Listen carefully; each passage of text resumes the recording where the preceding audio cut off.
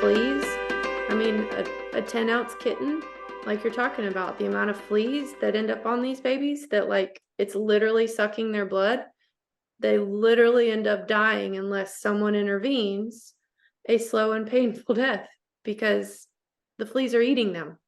I mean, Yeah, and one thing I'm finding too, even just in rescuing, not just talking the kittens here too, but if I'm finding that, each of these cats and kittens I'm finding has a purpose somewhere.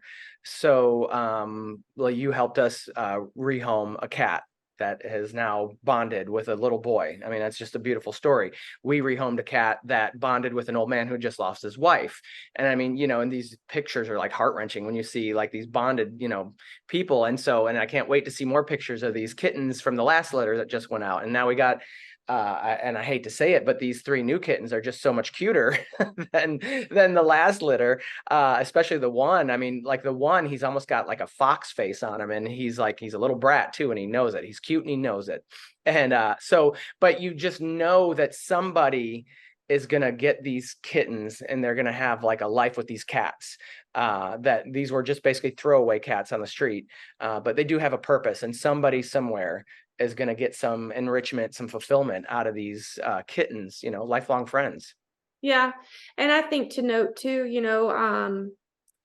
the state of our economy is in complete disarray right now. There are people losing their homes.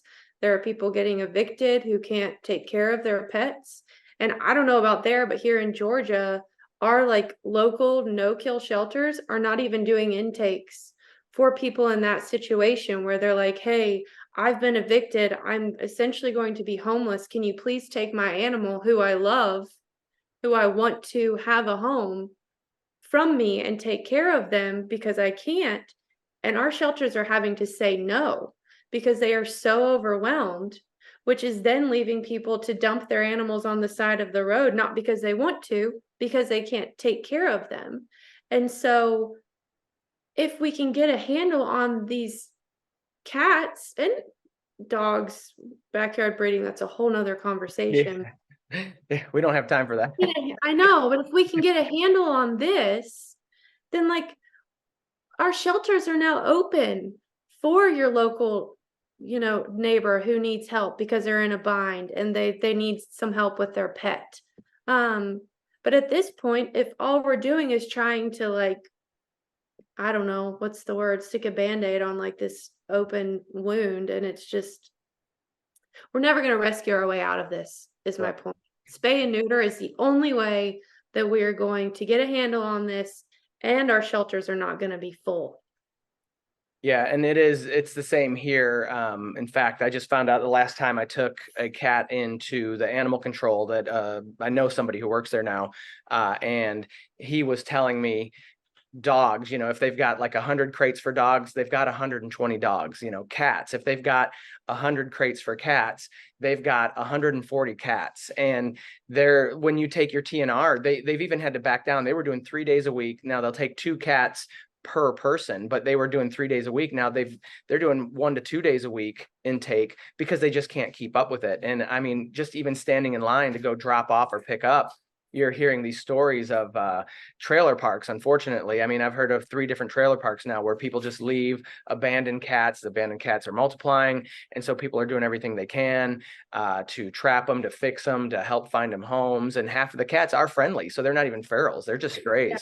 Yeah. So yeah, it's everywhere, like you were saying, between just between the economy being bad and the people not knowing to just. I mean, I say not knowing. Everybody knows you should spay and neuter your pet, but a lot of people just don't want to spend the money, or just, I think of like that, call it that farm mentality, they can let nature take its course kind of thing. So, But nature is brutal, and it's a lot of suffering that doesn't have to happen. And I do think like people don't understand like these community cats are in this predicament because of humans. Like we have created this problem. It's been irresponsible pet owners who have created this problem. So it's our duty to fix it. That's true. What I was going to say, you always I want to lead these things off with like, hey, by the way, this is your problem. This is your fault. Yeah, Now let's fix absolutely. it, you know, Yeah, because unfortunately, I mean, I even years ago, I had a roommate who had a dog. I'm like, why don't you fix that dog? He goes, well, I don't want anybody to do it to me. I'm like, well, maybe you're the first one who needs it. I mean, because it's just a stupid mentality. it is, but it's hard. But then if you go back to the risk of cancer, the feeling that you have to travel 30 miles to find another, cat to mate with, like it makes sense. Like it helps them. It does nothing but help them. I was going to show off the cat here that we rescued that had been in a shelter for almost 2 years. Mhm. I mean, just even that, like you got these cats who, when you're even talking the Humane Society, so we're doing the humane thing, but it's almost like, how humane is it to lock up an animal now for years? Yeah.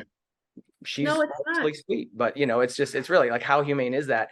No matter what you want to do. I mean, I'm actually really happy with the animal control because I asked them what they do with the ferals. They're trying to be a no-kill shelter as much as possible. I'm like, what do you guys do with your ferals? And they're like, well, we find farms. Like we go find farms. We get them fixed. We get them with a rabies shot, and then we try and see what farm needs a half a dozen cats so they can go be barn cats, on these Yeah. farms. So they're doing everything they can not to kill even the ferals, and get it Yeah. under control. And I would love to at some point later have another little tutorial on how to with barn cats, because that's if we go back to, like, if you try to relocate a cat, they will always try to find their way home. So Mm-hmm. there's a process to relocating ferals to barns that is it's worth a video. TNR is an opportunity to connect with your neighbors, to create community, to all strive towards something for the better good of the community. Um, there is a benefit to having community cats as well. It improves people's mental and physical health when they have a purpose to get up and take care of these cats in the morning. Compassion is something that we need to promote in this world in general. With community cats comes free rodent control. Um, a fixed colony saves tax dollars, like we've talked about, because you're not bringing in kittens and strays to the county. So there's a lot of positives that can come out of getting people together, but people need to step up. People need to say, "Hey, I'll do this once a week for the next, month, twice a 2 times a month, whatever. We need help." And it's a really cool thing to be a part of if you choose to. Yeah, and even I think too, even if you choose not to get involved with trapping, can you get involved with donations? I mean, Oh my can you god. get involved, donate to a shelter, donate. It doesn't even have to be like, if don't do money, fine, don't do money. And I'm not even talking about your time, but take some food, take some litter. Obviously money goes a long way too. You're right, Friends of Feral Felines, they do a great job helping out. Just even the Humane Society here, they're full. Like you go in there all the time, they're full. Everybody's full. So, and then another way you can help. Do you know somebody who wants a cat? Do you know somebody who wants a dog? Do you know a divorcee or a widow who needs a friend, who needs a lap buddy? I mean, just even little things like that can help then empty out the shelters so that we can get the problem under control. Absolutely. Yeah, for sure. I appreciate it, Sadie. This has been very informative, and we'll have to do one of these again. If people want to reach out to you, is there any way they could contact you, or tell me a little bit about some of the organizations you work with? And I know you had mentioned a place where you've been getting a lot of information from too. Yeah, so first and foremost, Alley Cat Allies is an amazing resource for this. I mean, they literally have trap, neuter, release, what to do, A to Z, why it's good, what, resources, how to find resources in your area. So I think I put that link in the chat. It's alleycat, alleycat.org. Check them out. You can also find me on Facebook. It's Kirk Cats, KIRKCATS, a one cat community.